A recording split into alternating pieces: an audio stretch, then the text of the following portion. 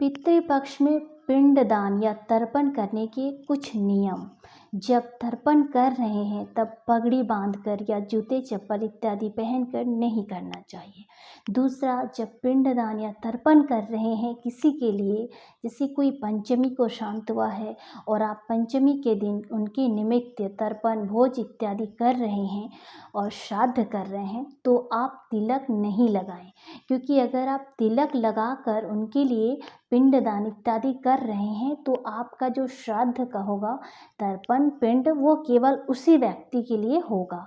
लेकिन अगर आप बिना तिलक लगाए पिंडदान या तर्पण करेंगे तो जो तर्पण कर रहे हैं उनके 71 पीढ़ी में, उनके पूर्वज 71 पीढ़ी उनके पहले कितने जो शांत हुए हैं 71 पीढ़ी में, जो उस तिथि को शांत हुए हैं पंचमी के दिन ही, तो उन्हें भी मोक्ष की प्राप्ति होती है और उनका भी ये जो पिंडदान तर्पण ब्राह्मण भोज करा रहे हैं तो उनका भाग, उनका अंश जो है उन्हें भी मिल जाता है।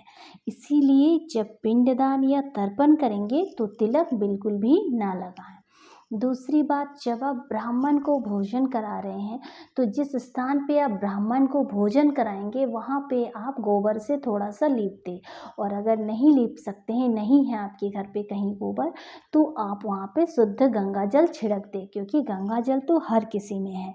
तो गंगा जल छिड़क के भूमि में ही पंडित जी को, ब्राह्मण जी को भोजन कराएं।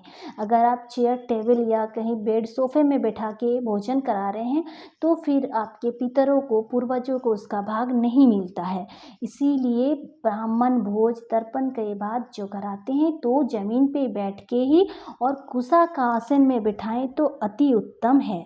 इस बातों का ध्यान आप अवश्य रखें।